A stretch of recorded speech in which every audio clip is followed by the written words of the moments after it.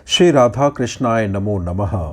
सर्वप्रथम मैं भगवान श्री राधा गोविंद के चरण कमलों की वंदना करता हूँ।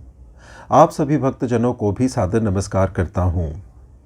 स्वामी श्री जयदेव जी द्वारा रचित ग्रंथ श्री गीत गोविंदम से अब तक हम 4 भागों के दोहों के हिंदी अनुवाद का श्रवण कर चुके हैं। इसे आगे बढ़ाते हुए आज हम 5वें और 6ठे भाग के दोहों के भावार्थ का श्रवण करेंगे, जो इस प्रकार से है। राधा की भेजी हुई सखी के प्रेमपूर्ण वचन सुनकर श्री कृष्ण ने उससे कहा, मैं इसी कुंज में बैठा हूँ, आप जाइए और मेरी ओर से राधा को समझा बुझाकर यहाँ पर ले आइए। इस प्रकार श्री कृष्ण से कही गई सखी राधा से जाकर पुनः बोली, हे राधे, कामदेव को सहायक बनाकर मलयचल की हवा बहने पर और विरही जनों के हृदय को विदीर्ण करने के लिए पुष्पों के कलियों के खिलने पर हे सखी, आपके विरह से वनमाली पीड़ित है। हे सखी, जिस समय चंद्रमा अपनी किरणों से श्री कृष्ण को जलाता है, उस समय श्री कृष्ण को मरने के समय की व्यथा सुदृष्ट पीड़ा होती है, और जब कामदेव उनके ऊपर तीक्ष्ण बाण चलाता है तब वे अत्यंत दुख से व्याकुल हो विलाप करने लगते हैं। हे प्रिय राधे, भ्रमरों की झंकार न सुनाई दे, इसलिए वे श्री कृष्ण अपने कानों को बंद कर लेते हैं और विरह क्रांत हृदय में आपके स्मरण से उनकी व्यथा प्रति रात्रि बढ़ती जा रही है। हे सखी, आपके विरह में श्री कृष्ण अपने सुंदर राजमहल को छोड़कर घोर जंगल में रह रहे हैं, पृथ्वी पर ही सोते हैं, आपका नाम लेकर बारंबार विलाप करते हैं।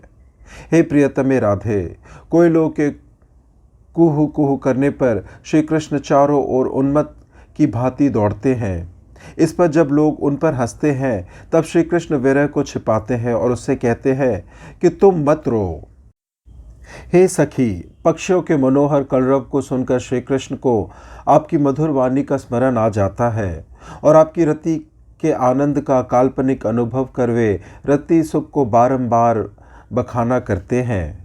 हे प्रिय, जब कोई प्राणी आपके नाम वाला मंगल में वैशाख मास का नाम लेता है तब श्री कृष्ण उसे अति प्रेम के साथ सुनते हैं और जपते हैं। अन्य युवतियों के साथ रति भी नहीं करते।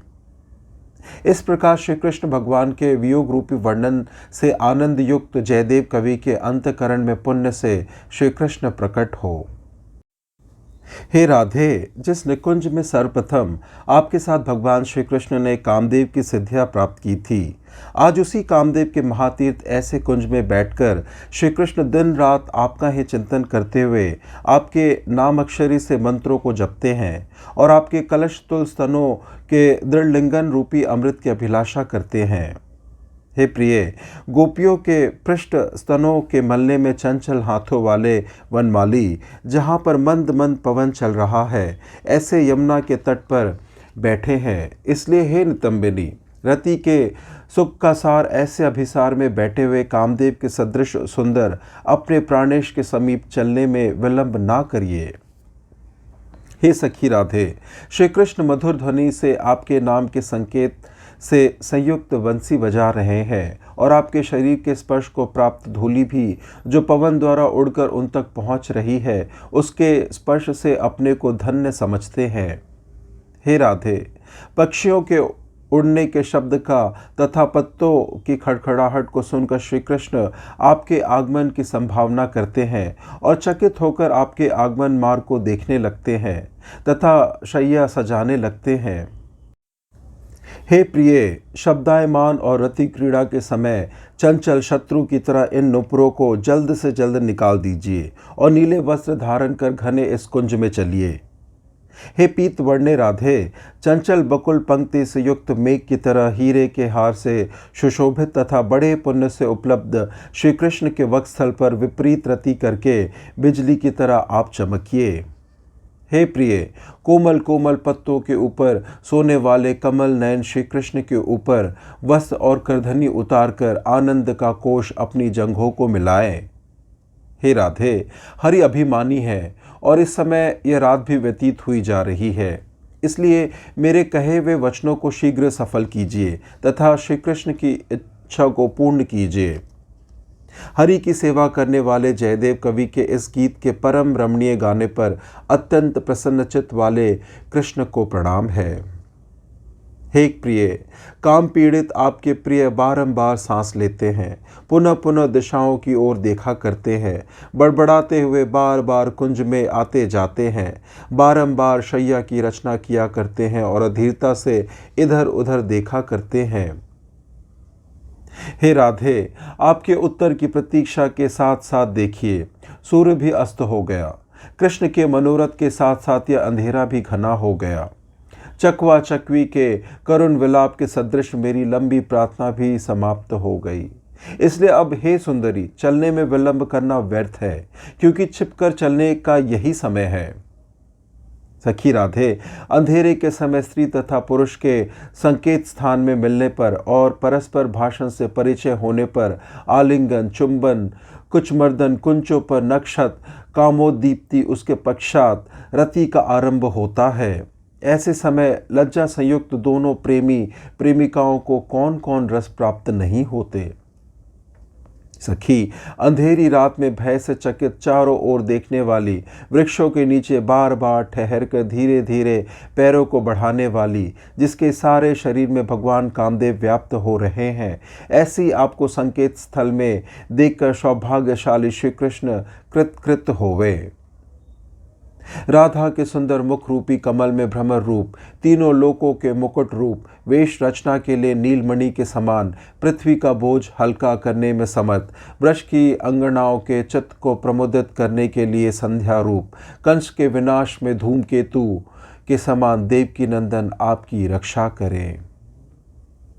इसके अनंतर गमन करने में असमर्थ तथा चिरकाल से अनुरागिणी राधा को लता गृह में देखकर कामदेव से पीड़ित श्री कृष्ण से एक सखी ने राधा का चरित्र कहा। हे नाथ भगवान श्री कृष्ण, आपके अधर रूपी मधुर मधु को पीती हुई एकांत में बैठी हुई राधा प्रति दिशाओं में आप ही को देख रही है। हे नाथ, हे हरे, हे नाथ, हे हरे, आपकी जय हो। राधा वासगृह में आपके लिए दुखी हो रही है। हे कृष्ण, वह राधा आपके विरह में इतनी दुर्बल हो गई है कि जो ही वेग से आपके समीप आने लगती है तो ही दो चार पैर चलकर गिरने लगती है। हे कृष्ण, सफ़ेद कमलनाल तथा नवीन पल्लव के कपड़े पहनने वाली वह राधा एकमात्र आपके रति के लोभ से जीवित है। हे नाथ, हे नाथ, वह राधा आपके समान अपने वेश की रचना कर अत्यंत अनुराग से पुनः पुनः अपने आभूषणों की शोभा को निहारती है तथा मैं ही कृष्ण हूँ, इस प्रकार की भावना करती है। हे भगवान, वह राधा अपनी सखी से बार बार यह कहती है कि हरि अभिसार में जल्दी क्यों नहीं आ रहे हैं। हे मधुरिपो, वह राधा मेघ के समान प्रगाढ़ अंधकार को देखकर आप ही को आया हुआ समझ आलिंगन तथा चुंबन करती है। हे कंसारिपो, आपके विलंब करने पर वास कंसजा की भांति राधा निर्लज्ज होकर रोती तथा विलाप करती है। जयदेव कृत यह गीत रसिक जनों को आनंद को बढ़ावे। हे धूर्त, आपका ध्यान करने वाली और श्रृंगार आदि रस रूपी समुद्र में डुबकी लगाने वाली वह मृगनयनी राधा कभी ध्यान करते समय अत्यधिक काम की चिंता से आपका शरीर स्पर्श हुआ ऐसा समझकर रोमांचित हो उठती है। आपने अधुर चुंबन किया ऐसा समझकर सी करती है।